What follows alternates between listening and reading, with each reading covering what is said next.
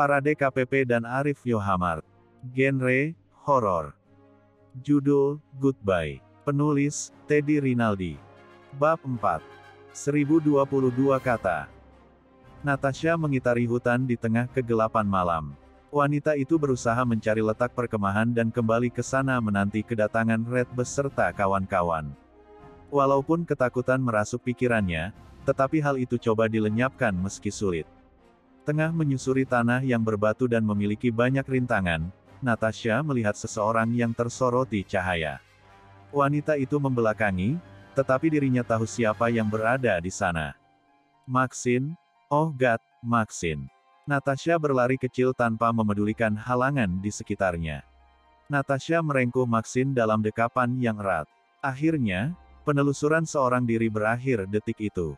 Namun, ada sesuatu yang lain saat kekasih Red itu memeluk rekannya. Tubuhnya sangat dingin, meskipun jaket berwarna coklat menutupi. Natasha menyentuh perlahan rekannya itu dan menanyakan apa yang terjadi. Akan tetapi, Maxine tak merespons pertanyaan tersebut. Natasha berpikir positif, mungkin cuaca dingin di hutan yang menyebabkan seluruh tubuhnya membeku.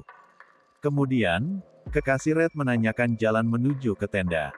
Maxine bergeming, lalu memberi isyarat dengan telunjuk mengarah ke barat. Natasha begitu riang dan bergegas melangkah. Namun, tubuh Maxine tak bergerak sama sekali. Max, what's wrong with you? Come on, let's wait in the tent. This place was terrible, ajak Natasha. 1. Maxine tetap pada posisinya dengan wajah pucat pasi. Natasha menggeleng, karena tak mendapat respons yang berarti dari rekannya. Kekasih Red itu meraih lengan, lalu menggandeng kawannya supaya berjalan bersama. Sepanjang langkah, Natasha menceritakan kejadian mengerikan yang dialami olehnya. Mereka menyusuri bebatuan dan berbagai hambatan yang menghalangi. Tubuh Maxine menembus, ketika rekannya berusaha melewati rintangan. Setelah penelusuran terjadi, mereka melihat tenda. Api unggun sudah padam, karena tertiup embusan angin yang kencang. Natasha memamerkan gigi dan merasa bahagia bisa kembali beristirahat. Saat menyundul ke tenda, Natasha menoleh pada Maxine. Sejak pertemuan, wanita itu tak berucap sepatah kata pun. Max, I want to sleep. Do you want to sleep? Tanya Natasha. 2. Maxine menggeleng sebagai isyarat menolak ajakan Natasha. Kala angin berembus kencang dan membuat dedaunan terjatuh, kekasih Red itu membalut tubuh dengan selimut. Namun, pikirannya terganggu ketika hendak terpejam. Sikap Maxine memunculkan teka-teki, sebab hal itu sangat tak biasa. Natasha bangkit dari tidur untuk memeriksa kondisi rekannya. Kekasih Red meraih senter, lalu menyalakannya. Saat mengintip, Natasha terbelalak. Maxine luput dari pandangannya dan hilang tanpa jejak. Napasnya terengah, seiring pikiran negatif menjelma dalam benak. Ketakutan, Natasha menutup tenda dan menyalakan senter. Matanya dipejamkan secara paksa, sambil sesekali berdoa pada Tuhan memohon perlindungan. Lalu, Maxine muncul dalam tenda secara tiba-tiba.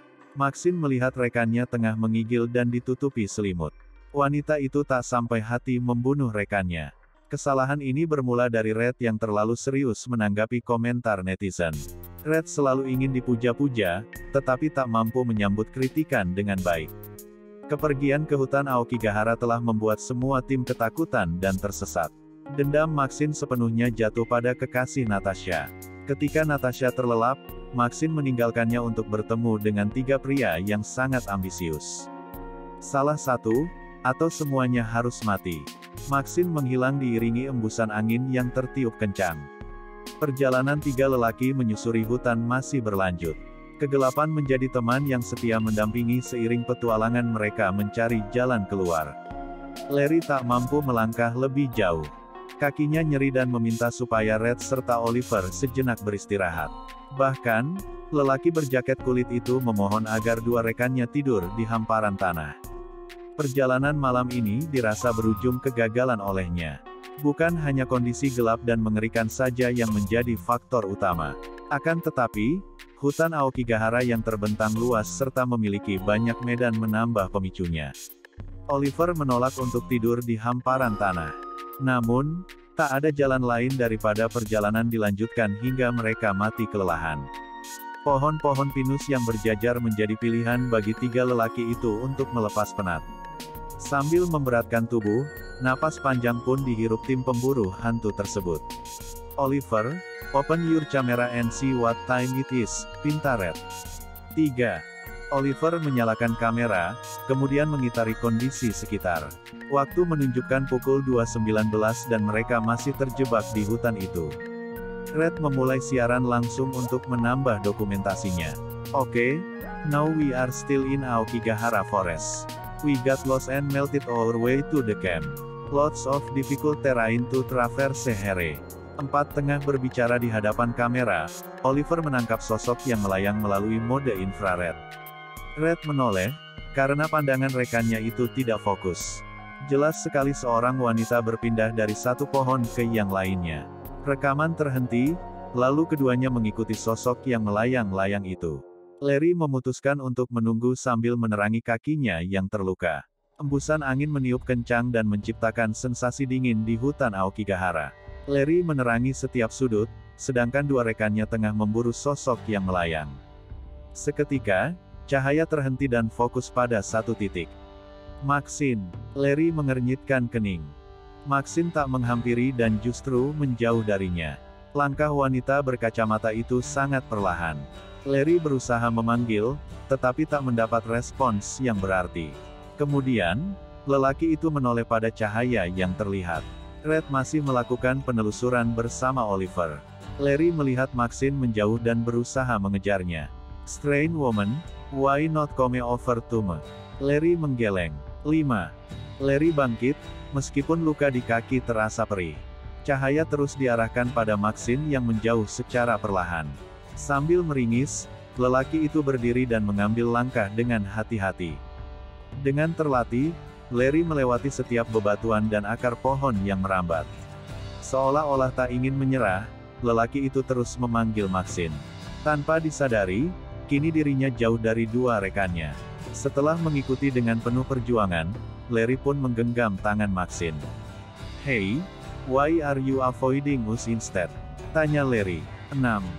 Genggaman tangannya seketika dilepas, saat merasakan tubuh Maxine begitu dingin. Larry terus berujar, tetapi wanita di hadapannya bergeming.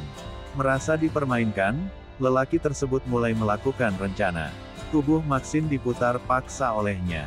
Kemudian, Larry terbelalak hingga tersungkur ke tanah. Wajah wanita itu sangat pucat diiringi tatapan tajam yang diarahkan padanya.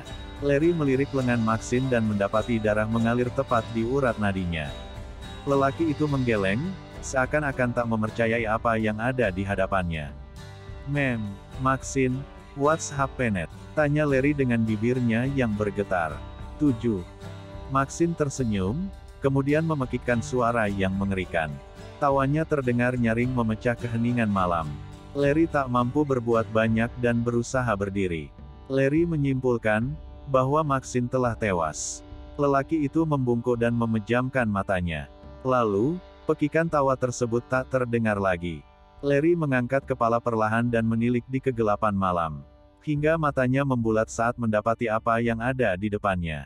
Wanita bermata merah melambai padanya. 8. Bandung, tanggal 31 Maret tahun 2021.